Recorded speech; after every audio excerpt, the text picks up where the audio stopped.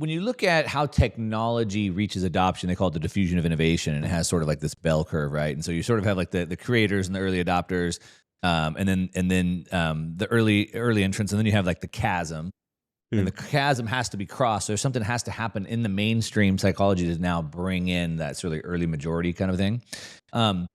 So is that sort of how you're thinking about it? Like, of course, like in the beginning, it was the cypherpunks and it was the cryptographers. But eventually, it comes for everybody. Eventually, every government, every institution, every bank comes into that. That's what I'm seeing. Now, it doesn't mean we're still getting almost a fork in humanity that we saw after 2020, and you're seeing it play out in Bitcoin right now. Like you said, we're in this chasm, and people bet on Bitcoin early. But if they're not in the minority, if they're not in the rebellious phase, they're not altogether comfortable with Bitcoin being kind of imperial, if you will. Bitcoin is both we were talking before we went live a little bit about Egypt, and it reminds me of the Hermetic principles, right? Hermes Trismegistus, right? It was sort of a worldview. And one of the ones that he had was there are no opposites. It's all just a spectrum, and that black is white. It's just a different scale of black or white. And I think of America and Bitcoin much the same way. They were both revolutionary. America was begun as a revolutionary force, but simultaneously it's an imperial power. They're contradictions, but they're the same thing. And a lot of Bitcoiners have a problem with Bitcoin becoming this imperial force. It is revolutionary, but it's also imperial. And so we saw a fork kind of happen in humanity, I guess you can say, around COVID time. There are some people that are not going to be able to get off of this credentialist top-down system. They're not going to be able to change the worldview. A lot of Bitcoiners thought that the Bitcoin revolution would happen from plebs just holding Bitcoin. COVID taught me that wasn't really a viable option. It goes back to that human capital frame I was talking about. Bitcoin infecting and changing Wall Street, Bitcoin infecting and changing the energy industry. Those are the two pillars of this modern world, Wall Street and energy. And if it can re-coordinate the balance between these two, if it can retrain capital allocation, if it can retrain the psychology of markets, if it can retrain the time preference, as we hear a lot from the Austrians, then you're going to have this recalibrated situation, and you're going to get a Bitcoin standard. And a lot of people are going to be left behind from this because it is simply too difficult for some to be able to cross that chasm. Now, I don't want to see people left behind in a barbarous way. I think there are ways to handle this and pay for it, which is why we're going to this bimetallic system. I don't think we jump right to a Bitcoin standard. We end up in a world kind of like what El Salvador has already, or what Argentina has already, where you have one money for consumption, one money for saving. It's the world that existed in America before the Federal Reserve was created. We had silver for consumption. The farmers conducted themselves with silver. That was the money of exchange, of consumption. And then the Wall Street folks had the gold. That's what really the Wizard of Oz is all about, right? The Wizard of Oz, the movie, has nothing to do with the book in this sense. The movie was 30 years after the book. The book was written in the time of McKinley. It was written in the time of tariffs. It was written in anticipation of the Federal Reserve being created. And so it is really a story about, it wasn't ruby red slippers, it was silver slippers on a gold road. And with Bitcoin now, we have a chance to use fiat like Argentina does with the peso for consuming, and they use the dollar for saving. You go to Argentina and you ask them how much they pay for their house or how much money they make in a year. They'll tell you in US dollars. You ask them how much this coffee or this Coca-Cola costs, they'll tell you in pesos.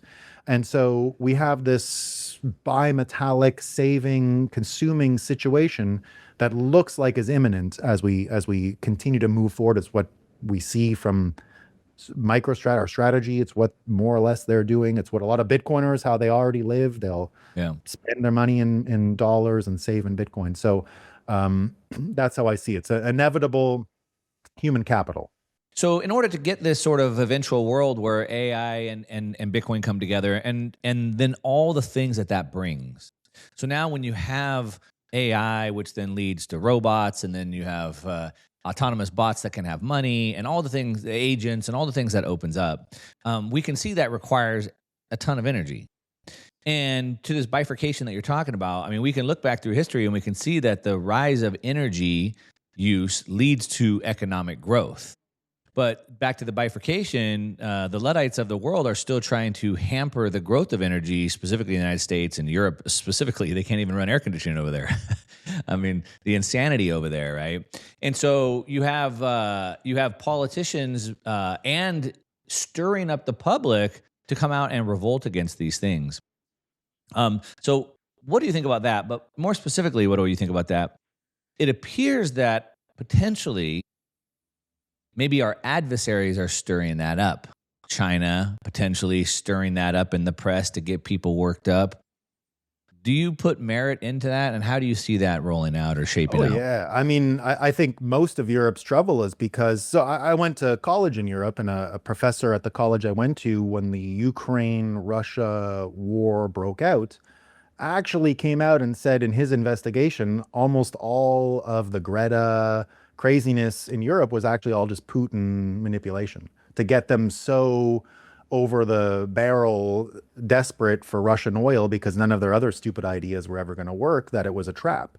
So the way I see it, I guess, playing out is arguments aren't going to work here. This is not an argument. We're so entrenched in our worlds now politically in America that arguments aren't really the thing that works. The thing that works is going to be building and doing. Telling people we can finance energy, nagging them, yelling at them. It's like with Bitcoin. You can do it till you're blue in the face, right? You can tell people you live in a cartel of the Federal Reserve and nobody cares. The way to win is to find new ways to make money and new ways that are beneficial to people. And in this case, it is energy. And so the only way for America to solve this problem right now is to really embrace, and you've heard the messaging from J.D. Vance, you're hearing it from Trump, it is the American system. It is the Henry Clay Hamiltonian American system, which has nothing to do with the free trade British capitalism. It's not the same system. The system that they're looking at is taking American capital and training it and targeting it on specific industries that will bring benefit to people. Weirdly, so I live in Vermont as well, but behind me here you see Montreal. Montreal and Quebec, probably going to separate from Canada shortly. Montreal and Quebec are examples of the system that Trump is trying to build. Montreal and Quebec have energy abundance. It's as energy rich as Texas. Simultaneous to that, they have a sovereign wealth fund in Quebec of about $600 or $700 billion. And that money gets used for public works all the time. So we pay about 6 cents a kilowatt hour for electricity here, which is fabulously cheap. Yeah. And then we go ahead and build, they just built 100 and something miles of new subway track. And it was all funded privately by the Sovereign Wealth Fund of Quebec. Canada does not have this Sovereign Wealth Fund. This is a Quebec thing. So this formula of sovereign wealth and directed investments in things that will be beneficial to all of your society, like we have in Quebec, is what Trump is trying to build in America. This is not the old Chamber of Commerce, Republicans, government spending has to be low. Trump is not doing the low government spending thing. He's going to inflate the dollar. He's going to print. But the printing is going to go towards the building. It's not just going to go to NGOs or to people who are writing essays or books or art or culture. It's going towards things that are practical and useful for people. And one of those is going to be cheap electricity. If Trump doesn't get electricity down, it doesn't matter how many people like him. It doesn't matter how many people hate him. He will not be president and his party will lose. So they have one thing they need to do, which is to create energy abundance in America, to make the cost of living cheaper. And that's the race right now. That is the entire race. And that's the point of what's going on. So this American system, this Hamiltonian, Henry Clay, Besant-led treasury system that you're seeing in America that's subordinated the Federal Reserve. That's the important distinction of this Trump administration from what we've seen before, is that Trump is subordinating the Federal Reserve to the Treasury. This is the reinstallation of the Republic system. This is America being revolutionary again. This is that, we've had 125 years of America as a revolutionary state. It lasted up until McKinley was assassinated, and then we start seeing the track towards the Federal Reserve and everything we've experienced since. So that was the American 125 years. Then we kind of got the London 125 years, and that was the Federal Reserve and everything that we got with fiat. We're at the end of that 250 years now. And so when I talked about the Hermes thing of the oscillation between revolutionary and imperial, here we are again. And this is the leverage. Bitcoin is the leverage that's going to be used, that is being used to turn America back into this revolutionary force, to turn America back into something that is guided by the Treasury and not the Federal Reserve. And so it's going to be guided by the Treasury. It's going to be making investments in Americans' quality of life, such as with energy and public works projects, Hoover Dam type stuff. And that's where we're headed.